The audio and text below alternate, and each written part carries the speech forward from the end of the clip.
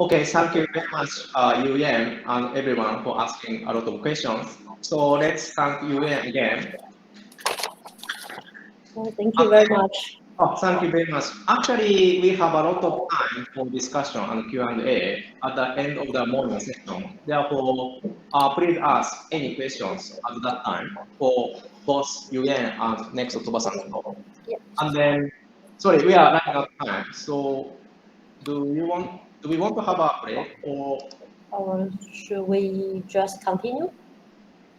I'm okay with that. Maybe Okay. let's continue. So maybe we just continue and I can introduce Toba-san. Okay. Yeah.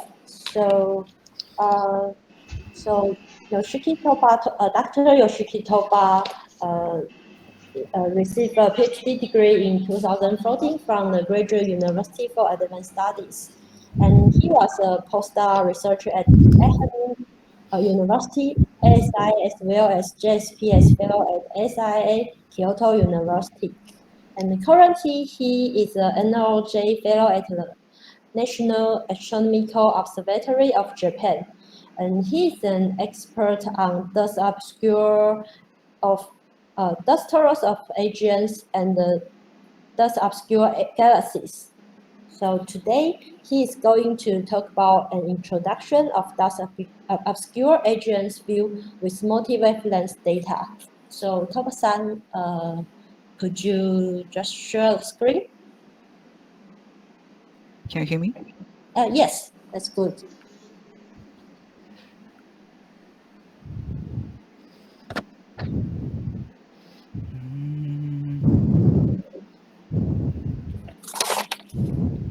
And if you have more questions about AGNs, I think Toba-san is an expert to talk with you more. Could you see my screen? Yes, but not the slides. Oh, really? Just the Google Meets page. Oh, sorry, I'm not familiar with this. Yeah, please take your time. Don't worry. I think you can. How about this? Maybe you have to stop it first, then press the share present button again and choose the window of Okay. your slides. How about this one? Oh, yeah, that's good. Great. Okay. Sorry for your time. Okay, so That's let's. cool. All right, so let's get started. Let's welcome Yoshiki's talk. Thank you, everyone. So Maybe you have to present it. Press the display button. Yeah, full screen, please. already, I already full screen now. No. Maybe because of the connection. Okay. If you play the screen. Yeah, I'm doing. Not yet. Not in my side. It's difficult. So in my case, you make it full screen first before you share screen. Sorry, say again. You release the screen first, and then you make it a full screen first. Okay. And then you share screen. Probably your full screen rather than selecting window.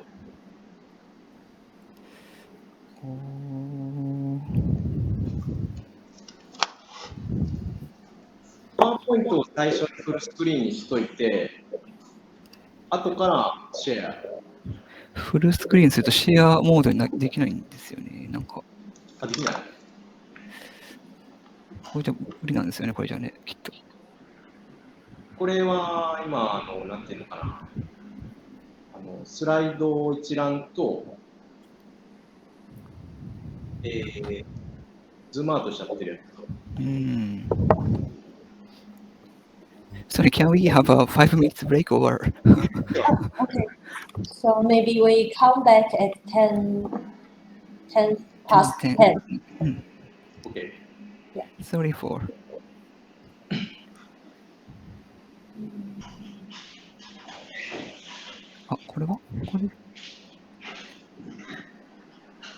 Maybe it's... Take your time, don't worry. So now you are sharing your whole computer. Oh, It's fine, right? It's good now. Great.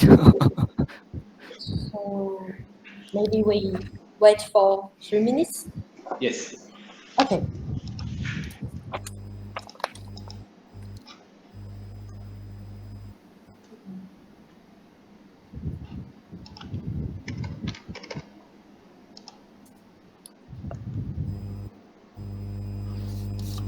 I can also see your arrow.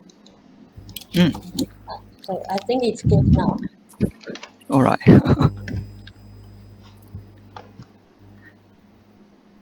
I basically using Zoom instead of Google Meet. Yeah, sorry. It's like in our university, Zoom is not kind of forbidden. I am not sure.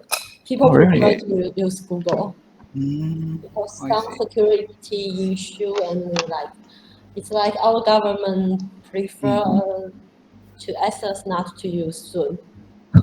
Really? Yeah, Oh. it's a long time ago. I don't know. Maybe now it's okay. But still, people start to use Google Meet more than Zoom.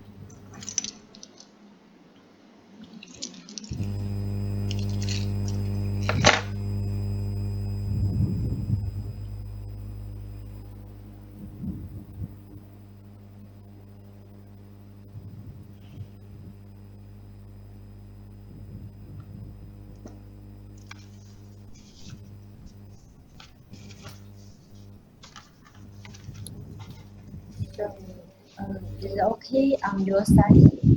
Yes. Okay. So I think it's about time to start. Let's welcome Dr. Yoshiki Toba. All right, so let's get started. So first of all, thank you for inviting me this symposium today. So I'm Yoshiki Toba, NLJ fellow working at NLJ in Japan. Since UN just provided a very nice comprehensive talk about galaxies and agents, so let me here focus on one of the specific populations, so-called dust obscured agents. So I've been studying active galactic nuclei, so-called AGN population, for a long time. So I've been studying that population since I was a graduate school student. So I'm particularly interested in dust obscured agents or dust obscured galaxies.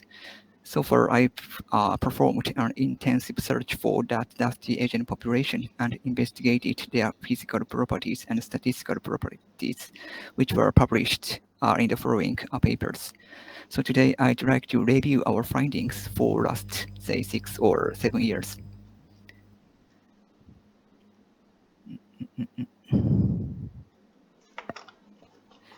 So actually, I've lived in Taipei for 2.5 years and worked as a postdoc at Academia Sinica. So I met Yuan and Tetsuya in Taiwan and did a nice discussion about agents, particularly with Yuan. So I really enjoyed living in Taiwan, and I hope I can visit NCHU and talk to you in person in the near future. Alright, so here is the outline of this talk. After the brief introduction of obscure agents, let me first report their statistical properties, like how many dusty gas agents are in the universe and whether or not those populations are strongly clustered. Next, I'll report the host properties such as stellar mass, star formation rate, and infrared luminosity. Following that, I'll tell you about their gas and dust properties associated with host galaxies. Finally, I'll show you black hole properties of that dusty agent population. Here I introduce the following 4 topics. Let me first remind you of AGNs and their classification. Sorry, Toba-san. Mhm. I'm sorry interrupting. So there is one click button which is showing the bottom of the screen. Could you push that one? This one? Yes. Sorry. Oh, okay, this is It's better. fine? Oh, good. Alright, so as you may know, active galactic nuclei, so-called again AGN, is one of the most energetic objects in the universe. The radiation from the center of aging often outshines its host galaxy. This huge energy originates from mass accretion onto the supermassive black hole located at the galactic center. So AGN is one of the good laboratories to investigate formation and evolution of SMBH and connection its host galaxies. And also AGN can be divided into several classes based on their optical spectra. Also, X-ray observations provide AGN classification based on hydrogen column density NH. For example, objects with NH greater than 10 to 22 per square centimeter are considered obscured agents, and remaining are unobscured agents. I note that definition of obscured and unobscured agents may depend on the literature and works, and the classification based on NH is not always consistent with optical classification. But anyway, I'll focus on these obscured agents in my talk. So here, let me emphasize why we do care about obscured agents. As Yuen already mentioned, the importance of understanding obscured agents have been well recognized in many aspects. For example, obscured agents may play an important role in the framework of co-evolution of galaxies and SMBH as shown in this figure. Recent works both from observational and theoretical side have reported that obscured agents may have the highest black hole accretion rate and also highest star formation rate during the major merger event. This means that obscured agents could be the maximum phase of co-evolution.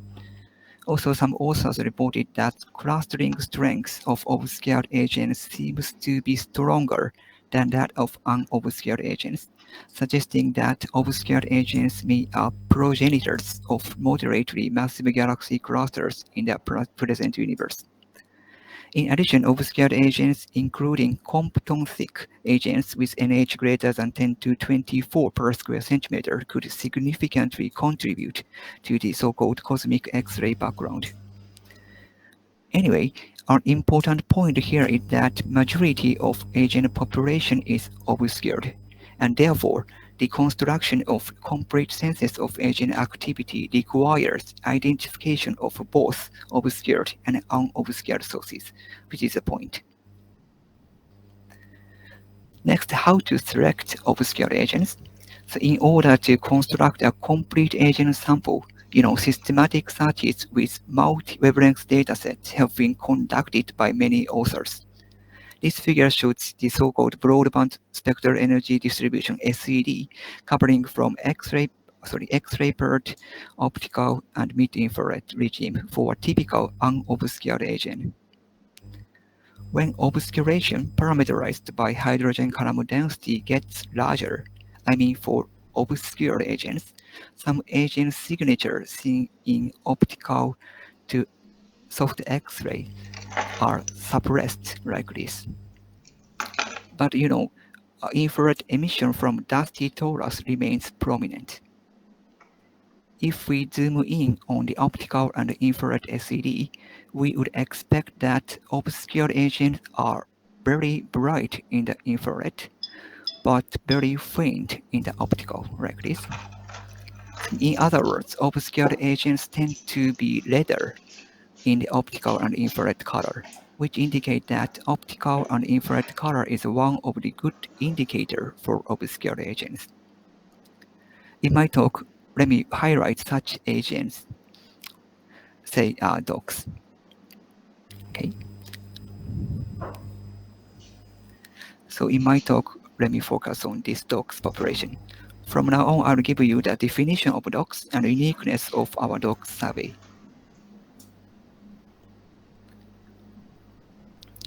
Again, the prominent feature of dogs is very faint in the optical, but very bright in the infrared. Our definition of dogs is I band minus 22 micron color is greater than 7, which implies dust heating by significant star formation, AGN or both. And the bulk of the optical and UV emission from them is absorbed by dust. In addition, this dog's color criterion is particularly sensitive to so-called ultraluminous infrared galaxies or hyperluminous infrared galaxies at redshift around 1 to 3.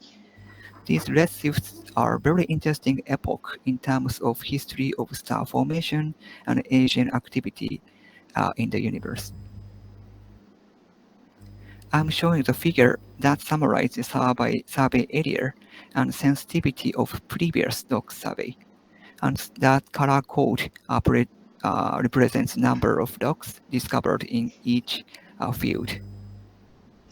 We can see that our dog survey like this, with SDSS, several hypersupreme COM, and WISE infrared satellites occupies a unique parameter space compared with previous dog survey with Spitzer, which is advantage of our dog survey. Furthermore, let me classify dogs into two classes. We call object with mid-infrared flux density smaller than 1 millijansky infrared faint dogs. The other one is called infrared bright dogs, this one, and this one. So in my talk, I'll focus on these infrared bright dogs that are newly discovered by our surveys. By combining the WISE and hypersupreme HSC and SDSS, we can find a lot of infrared bright dogs. Alright, so next I'll tell you the sample selection as shown in this flowchart, how to search for infrared bright dogs. In this work, we basically cross-identified HSC or SDSS optical data with WISE infrared data and selected dogs based on, again, optical and infrared color, because this color is sensitive to obscured agents. And thanks to the large survey footprint of the SDSS, we can especially rare population, dogs population, although they may be biased towards optically bright ones. On the other hand, if we're using HSC, we can detect optically faint dogs that are undetected by the SDSS. Let me show the example of dogs images. So this is an example of dogs images taken by the SDSS, about HSC and WISE. So you can see that HSC successfully identified optically faint dogs that cannot be detected by the SDSS. Eventually, so far, we have found about 10,000 infrared bright dogs, which enable us to do any statistical work and discover curious objects among them. Alright, so let me report their statistical properties, such as so-called luminosity function and autocorrelation function. I'm showing the total infrared luminosity function, which is a volume density as a function of luminosity for our dog sample. This white square are the number density of infrared faint dogs, while this red star is the number density of infrared bright dog. The solid line represents the best fit function for dogs with all data points. So we found that volume density of infrared bright dogs is comparable to that of SDSS luminous quasar at redshift 1.5. So I remind you that quasar is one of the most luminous class among AGN population. So this figure shows so-called autocorrelation function of infrared bright dogs. That red line is the best fit for this function. I think that this is a little bit technical, so let me skip for more detail. But this figure is important. This figure shows the correlation amplitude as a function of mid-infrared flux density. Again, this vertical axis corresponds to the clustering strength. So if this value gets larger, dogs should be clustered like this. So we found that clustering, correlation amplitude increase with mid-infrared flux density. This suggested that brighter infrared bright dogs tend to be reside in richer or crowded environment than fainter ones. And most luminous dogs may evolve into the brightest galaxy clusters in the local universe. Anyway, the point here is that clustering strength of infrared bright dogs is also comparable to that of SDSS luminous quasars at redshift 1.5. So in summary, the number density and also clustering strength of infrared bright dogs are comparable to that of SDSS bright quasar at redshift around 2, which suggested that an evolutionary link between two populations. I'll discuss this point later. Okay, so let me move on to the host properties of infrared bright dogs. In this work, we utilized ACARI, Japanese Far Infrared All-Sky Survey data, because far infrared data are critical to constraining the star formation activity of dogs. From now on, I plot the relation between stellar mass and star formation rate of infrared bright dogs, and comparison with other populations at various redshifts. Since this will be busy plot, so let me see step by step.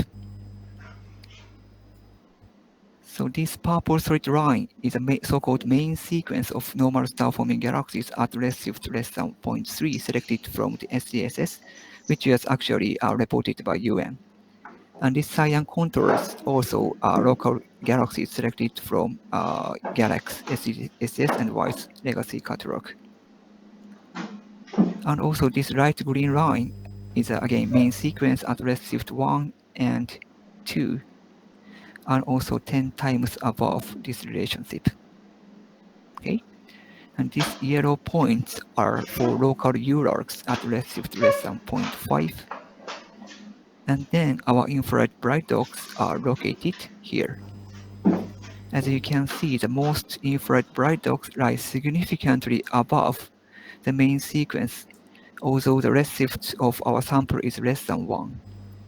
So this indicates that infrared bright dogs detected by ACARI satellite are basically starburst galaxies with extremely high star formation rate. Another important aspect of infrared bright dogs is that they can be used as an indicator of super rare population, say extremely luminous infrared galaxies, so-called ELARCs.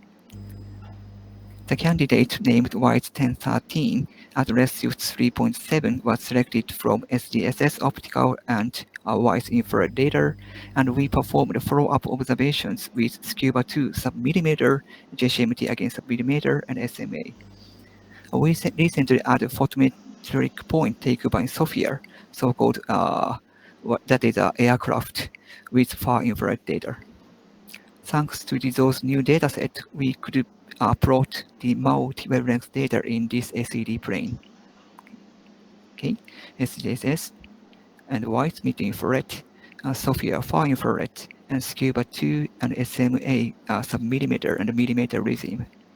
For those data, we performed so-called SED fitting by using a so-called SHIGAR code. And this is a best fit SED. From this best fit SED, we can infer many physical properties of dogs, like stellar mass, star formation rate, infrared luminosity, and whatever. Anyway, we can see that particularly Sophia and SCUBA 2 data are really important to pin down the peak of dust emission. The estimated infrared luminosity of White 1013 is 2 times 10 to 14 solar luminosity, which is actually the one of the most one of the most luminous infrared galaxies in the universe. Okay. Also, this acidic fitting can reproduce the combination of stellar part and AGN part and star formation part. So we can estimate contribution of AGN emission to the total infrared luminosity. That is about 70%, meaning that Y1013 is a basically AGN dominant galaxy. Alright, from now on, I'll talk about ionized gas and molecular gas properties of infrared bright dogs. Okay, so this is I'm talking about optical spectra of infrared bright dogs like this. So if we look at optical spectra of infrared bright dogs, we notice that they often show a peculiar line profile of oxygen-3 that is known as an indicator of ionized gas outflow. In order to quantify this, we fitted this spectra with double Gaussian, like this. Using this best fitting line, we can measure the velocity offset and also velocity dispersion by using this formula, which is a little bit technical. But anyway, these quantities are useful tracers to evaluate outflow strength for this dusty population. Okay, let me go back to the ionized gas properties of dogs. Here I'm comparing the strength of ionized gas outflow of a dog sample with those of a so-called safer to a normal AGN population. This figure shows O3 velocity offset and velocity dispersion, so-called BBD diagram. So yellow points are infrared bright dogs and blue points are SDSS local agents. So before an interpretation of this figure, let me explain how to recognize this figure. On this plane, objects located around here, they are basically stable and do not show any strong outflowing feature like this. On the other hand, objects with larger velocity offset and dispersion tend to show strong ionized gas outflow like this. Okay. Okay, let me see this figure again. We can see that some infrared bright dogs have larger velocity offset and dispersion than that of local agents on this plane. So this result indicates that optically bright dogs are associated with stronger ionized gas outflow than other populations. Okay, this is a little bit technical part. Let me skip. So this is actually slightly off topic, but we have recently investigated how the strength of ionized gas outflow of dusty agent population could be associated with sequence of, say, major stages. So we utilized a new telescope in Japan, the so-called Seimei telescope. The diameter of Seimei is 3.8 meter, and the science operation has been started 3 years ago. Seimei has an IFU, Integral Field Unit instrument named Cooled IFU, and we obtained local larks and Urarks selected from so-called gold sample. Anyway, we performed similar analysis of O3 line in its spectra as what I did for dog sample, and derived the strength of this one strength of outflow based on this value. The main message of this figure is that we found the strength of ionized gas outflow may be increased with increasing the sequence of major stages. So this result indicates that galaxy mergers could induce AGN-driven outflow and play an important role in the co-evolution of galaxies and supermassive black holes. Hello, Toba-san. Yes? May I have a question? Sure. So, in the main sequence figure, maybe page 17 or something, so you mentioned that IR bright dogs are very high star formation rate. But this is because of AGN, or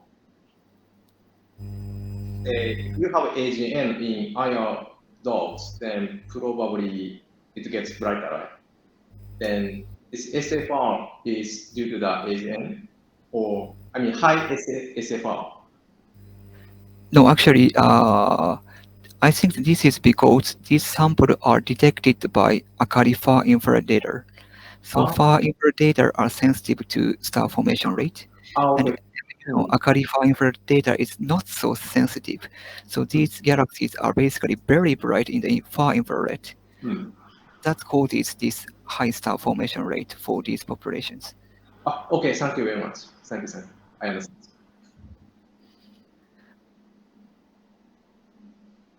Okay.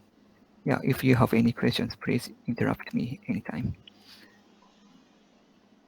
And then, so we discussed ionized gas, molecular gas properties, and also just provided outflow strengths could be increased with larger stages. And then we can discuss, I think, the molecular gas properties. Yes, that's right. So the fact that infrared bright dogs tend to have a strong ionized gas outflow naturally raises a question about their molecular gas properties. So do infrared bright dogs also show strong molecular gas outflow or not? In order to answer this question, we conducted CO molecular gas observations with ALMA. We selected this dog, a so-called white 1029 at ratio 0.5 as a target, showing very strong ionized gas outflow. So this object is a promising target to investigate how to ionized gas outflow influences to its host galaxy. So this figure shows the ALMA spectra of CO221 and CO423 emission lines. The velocity in relative to systemic velocity measured from the SSS spectrum is displayed in this x-axis. As you can see, both CO lines are well fitted by single Gaussian with fluid half maximum at about 350 km per second, which is a typical value of local URLs. So this indicates that at least this dog does not show strong or significant molecular gas outflow, despite of showing a powerful ionized gas outflow. Okay, this is also a little bit technical part. Let me skip. Let me also report a gas to dust mass ratio of these dogs. From CO luminosity, we can estimate molecular gas mass, while SCD fitting tells us the dust mass.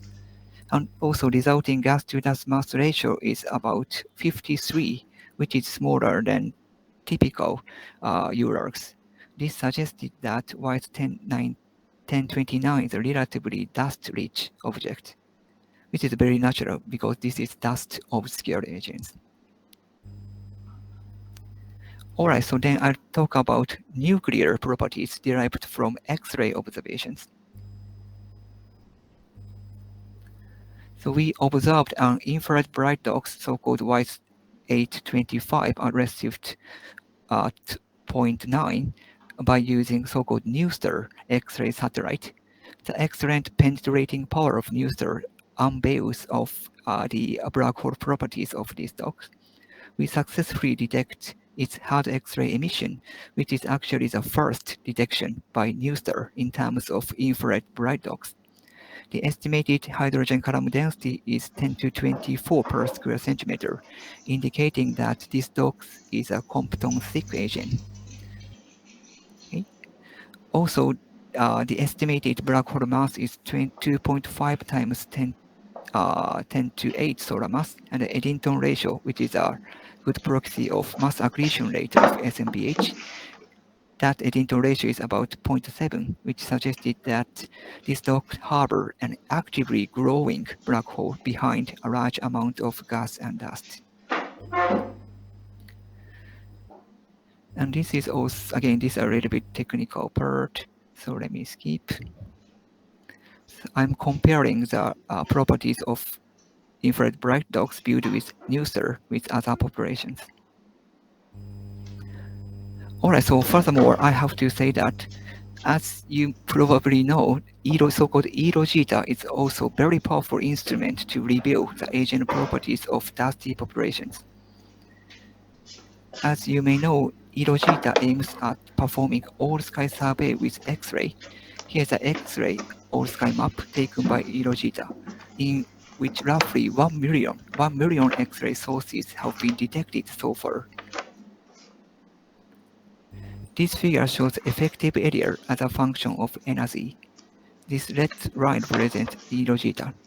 As you can see, ELO-zeta is very sensitive to, especially to a soft X-ray part compared with other X-ray satellite. Also, this figure summarizes the survey depth as a function of survey area. We can see that ELO-zeta occupies very unique parameter space, and its sensitivity is about 30 times deeper than the previous X-ray all-sky survey with a so-called ROSAT. Anyway, in this work, we used this data, so-called EFETs, which I'll explain later. And EFET is located here on this all-sky map. So let me zoom in this on field. So this is the EFET region with a survey area of 140 square degrees. In this map, about 28,000 X-ray point sources were detected, and roughly 28% of them have optical counterparts. And this EFET is located in so-called gamma 9th field. So this field is very famous. So we have a lot of data with multi-wavelength data from UV to radio. And among ELO-zeta detected sources, roughly 20% of them have spectroscopic residues. Actually, EFET's data were already public last year, so you can play with EFETs right now. But the HSC team collaborated with ELO-zeta for 3 years, which provided an opportunity to examine the black hole and host properties of X-ray selected agents in advance of public release. Next, I'll tell you how to derive the physical properties of X-ray selected sources. Here is a flowchart of sample selection. The starting point is so-called legacy survey catalog that provides forced photometry from optical to mid-infrared data. Anyway, we first extracted 22 micron sample in the EFET region because we are interested in dust obscured agents, and 22 micron is sensitive to dust emission heated by agents.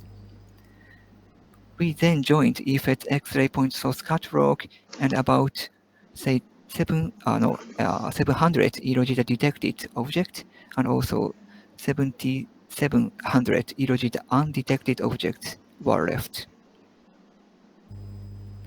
We then conducted these analysis. Some of them would be too technical to you, but anyway, the point here is that we can use all the wide sample regardless of ELO-zeta detection. Even for ELO-zeta undetected, I mean X-ray undetected agent sample, we can infer their typical properties through the X-ray stacking analysis. Let me pick up a few results from our findings. So here is an example of the, again, SED fitting from X-ray to far infrared data for our sample. As you can see, our fitting technique will fit the data points, which is very good. Again, from this SED fitting, we can derive many physical properties of X-ray selected objects: stellar mass, star formation rate, X-ray luminosity, and Eddington ratio. Following that, let me characterize ELO-zeta detected and undetected agents based on their composite SEDs as shown here. As you can see, no significant difference are found in the near-infrared and far-infrared regime here and here among those two populations. However, in the optical part, for example, ELO-zeta detected sources show a so-called power law emission caused by AGN accretion disk, and they are basically type 1, I mean unobscured agents, which is consistent with the result of X-ray data. On the other hand, ELO-zeta detected sources show a so-called Balmer break features caused by emission from AGN host. Also, we find that EROGIT undetected sources with this red line, sources have relatively strong silicate absorption features. This result would indicate that EROGIT detected, I mean X-ray detected sources are basically unobscured agents, but a fraction of EROGIT undetected sources may be obscured agents, and some of them would be even compton-thick agents. Okay, following that, I'll discuss EROGIT detected agents in the NH, hydrogen column density, and Eddington ratio plane. This figure is a little bit also technical, but the point here is that relation between NH and Eddington ratio tells us how the obscuration of agents is associated with mass accretion onto SMPH. Since dust absorption cross-section is much larger than the Thomson cross-section, the corresponding effective Eddington luminosity is much lower, and this can be more easily exceeded. So object in this magenta shaded region could blow out the surrounding dust by strong radiation pressure from agents, so-called blowout region. So let me also compare with the theoretical work done by Naomichi and Keiichi at Kagoshima University in Japan. They performed a high-resolution N-body simulation with radiative transfer curve and investigated the time evolution of those values as a function of merger sequences. I'm overplotting the resultant evolutionary track on this plane. This is a little bit complicated, but we basically find that track move around significantly on this plane, particularly in the blowout region. Timescale of a blowout phase is expected to be 30 megayears, which is roughly consistent with observation expectations from previous works. Okay. Also, we examine the fraction of objects in blowout region, let's say blowout fraction, as a function of redshift. Although the blowout fraction in the lowest redshift beam is consistent with previous works, but interesting point is here, blowout fraction may reach a peak at redshift around 1 to 2. Interestingly, many works also reported that obscured agent fraction increases with increasing redshift, and also so-called cosmic star formation rate to density or black hole mass accretion density also reach a peak at redshift around 2. So I think EROGIT sources at redshift around 2 would be a very good laboratories to investigate AGN feedback.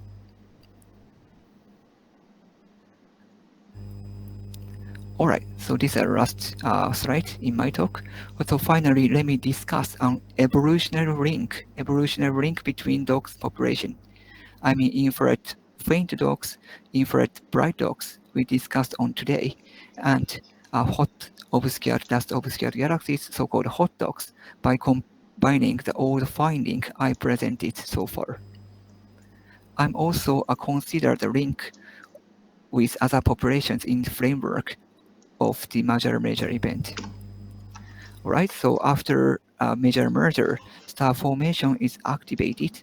That corresponds to the infrared faint dogs, because many works reported that infrared faint dogs are dominated by star formation with strong PAH emission, and also their intrinsic X-ray luminosity and hydrogen carbon density are smaller than those of infrared bright dogs.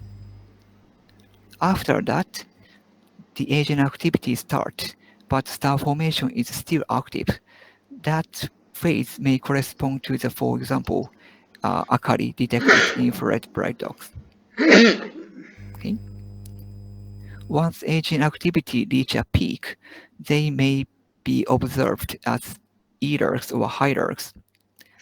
According to the fact that number density is very small and Eddington ratio of hot dogs is higher than infrared bright dogs, they may be short-lived phase in which supermassive black hole is actively growing.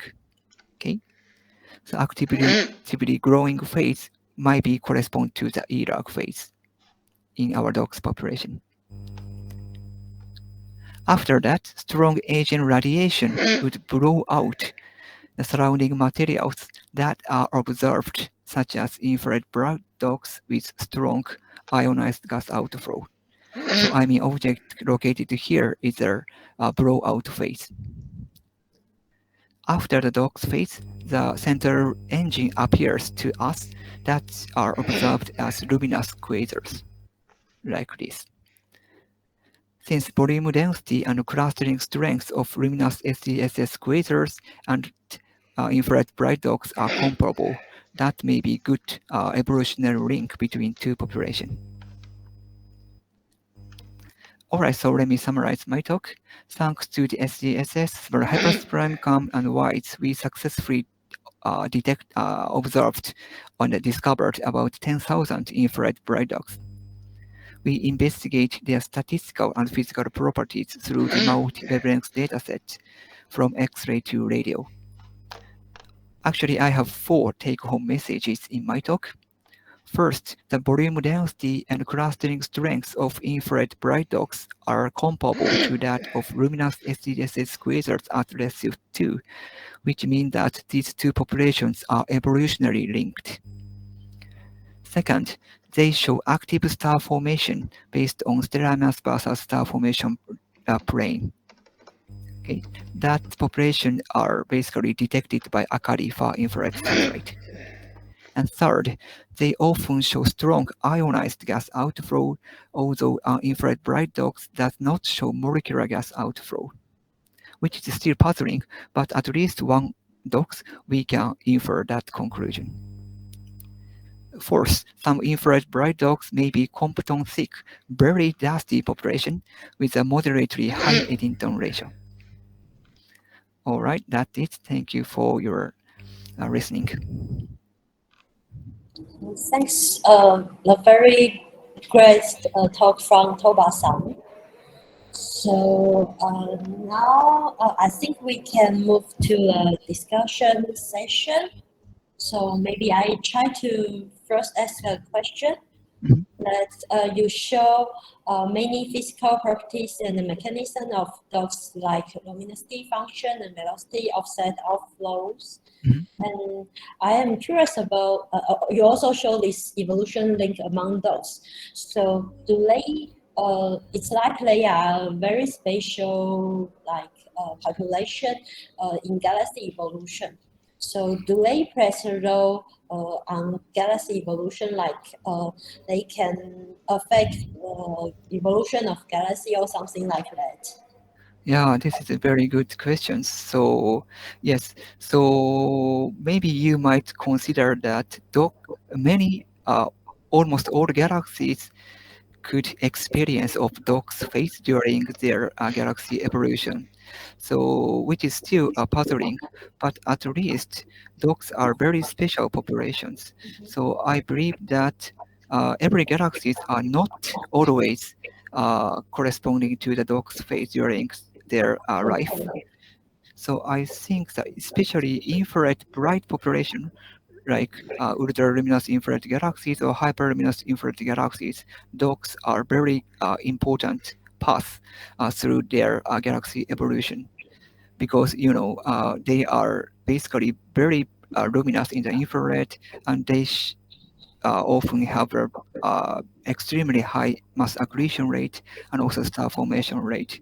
So I believe that in order to investigate or understanding a full picture of their history of, especially for luminous side of galaxy evolution, dogs and infrared bright dogs are very important population.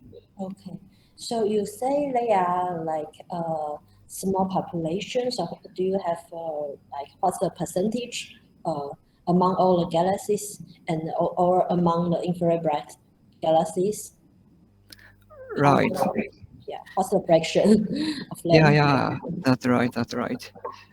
Also, you are also familiar with this field. So galaxy mergers are not always necessary to evolve Yeah. galaxy formation. So actually other mechanisms would also explain their galaxy evolution. Okay, I see. Okay, So I think it's time for other questions. Any question from the audience? Yeah. Leah, please. Maybe Teja-san can go first. Okay. So Hashimoto-san, please. Sorry. Thank you very much. So, Toba-san, thank you very much for a very comprehensive talk. Thank you. Thank you very much. So, actually, I little bit get confused in this slide related to UN's question. So, if I remember, your dogs are redshift lower than 1, I guess. Actually, they are basically distributed around redshift 1 to 2, but some of them are, located in the local universe. And then SDSS quasars that you compare is redshift around 1, if I remember. It's 1.5 or something. Yeah. Okay, so therefore, basically, you are comparing almost the same redshift range here. Yes. I thought this is time sequence, right? And That's right. I thought this is the order of redshift. But actually, this transition is very quick. Therefore, you can compare the sample at almost the same redshift. Yes. Okay. Thank you very much. And also, sorry, I have actually many questions, but regarding this sphere, could you tell me a little bit more about the blowout phase? You showed the blowout phase, right?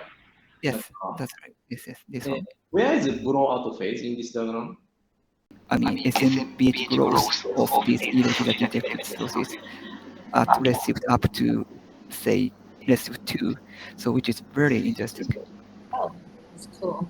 So how large is the sample size you have so far? Irregular detected sources, number of them are 28,000. Okay. But our wide detected sources, the number of parent sample is, say, a few thousand or something. Okay. And also, Irojita is now performing all sky survey. The all sky survey data will be released, as far as I know, that by the end of this end of this year. So Irojita all sky survey data is will be public soon. So which is also very interesting. So it's public for everyone? Soon? Yes, for everyone. Yes, by the end of this year. That's great. Yeah. So I think Katria has questions too. Yes, thank you, Ian. Actually, my question is also related to the UN's question. So, what would be the next step? So, it seems that you have enough sample. Then, I mean, in terms of dogs. Right. Yes.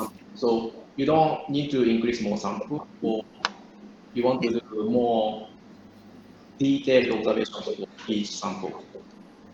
Yes, I prefer the radar part. So sample size is actually enough. So next step should be the follow-up observations with other wavelengths like submillimeter or radio part. Because for now, we know X-ray data point, optical data point, and wide data point, which is up to 22 micron in the observed frame. But there are no observational data point for far infrared and submillimeter.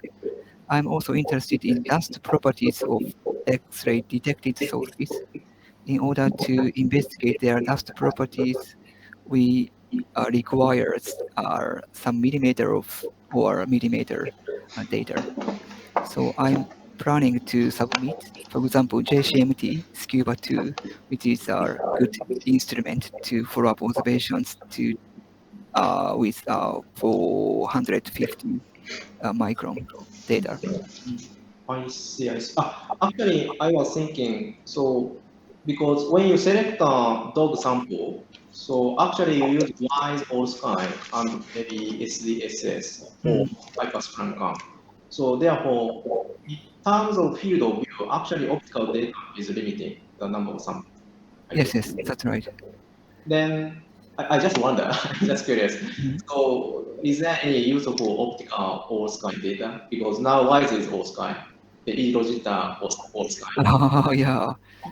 Say Super Cosmos or something. If you have all sky data, then you can increase a lot the dog sample like this. Yes. I think the one possibility is so-called DEGI collaboration, which is Easy. DEGI collaboration. So the detection limit of DEGI is intermediate from among SDSS and HSC. So I think that DEGI is deeper than SDSS, but shallower than HSC. But the survey area is much larger than HSC. So I think that this kind of DESI or DCAM collaboration would be a good candidate. So you still need a deeper optical data? Actually, my feeling is optical data is enough, actually. Oh, I see. But So, I think the HSC, HSC has a very good spatial resolution. So I'm interested in the morphology of dogs, which is a very good training to answer dogs are associated with major merger or not. oh, I see. So in my mind, actually, I was thinking about the most luminous galaxy, the universe. For example, that you found before, if I remember. Yes. Number density of that kind of rare sample is very low, right? Therefore, wide field of view might be useful to find even more luminous objects. In that sense, I'm not sure if maybe the main scope of your study, but in that sense, なんか say all sky optical data, なんか you know なんか super cosmos. I think all sky it's shallow, but it's still all sky optical data. Therefore, I was wondering if you combine WISE and super cosmos, something like that, then it's already combined maybe. You may find most luminous galaxies. Yeah, that should be very interesting. We already have Akari, all sky data. So by combining Akari, WISE, E-Rogita, and Super Cosmos, and then perform the SED fitting for them and select candidates of most luminous galaxy in the universe. That would be very interesting. Oh, I see. Yeah, actually, it's very interesting to me too. Okay. Thank you very much. And then I have final minor question. Maybe this is not your paper, but it's from reference, I think. You showed a simulation which is going around. It's go to the blowout region. And Right.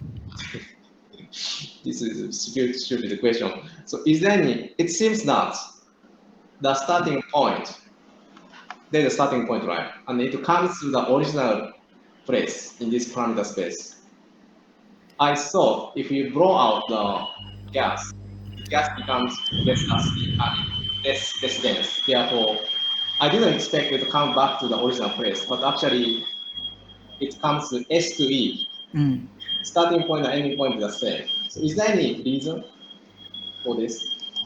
Yeah, actually, I asked the same question to my collaborators because they answered that this is actually result of one of many simulations. So location of S and E would depend on the simulation and also its initial parameters. I see. So this is occasionally you have same location for starting and ending point. I think so, yes. Okay, thank you very much. I got it.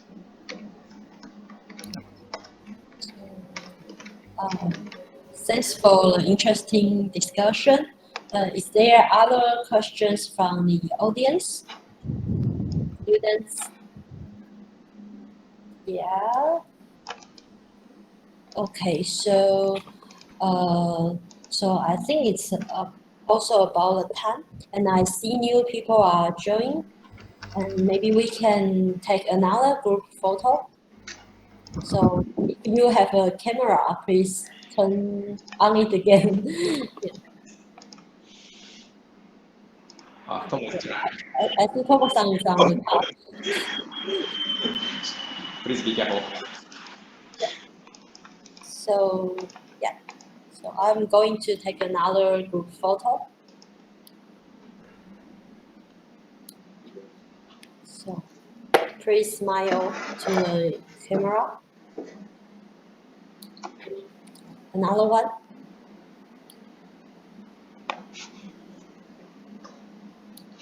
Okay, so I think it's done now. So we have enough photos. Thank you very much. Let's thank Toba-san again for his interesting talk. And I think we will come back 10 past 13, and we will have another section for fast radio bursts and the dusty galaxy in the early universe. Yeah, Hachiya, do you have any announcement? Nothing special. So just in case, the time will be 2:10 p.m. in Japan, 1:10 in Taiwan. So Yes. let's meet at that time. Okay, so thank you for everyone. See you in the afternoon. See you. Bye. Thank you. Bye.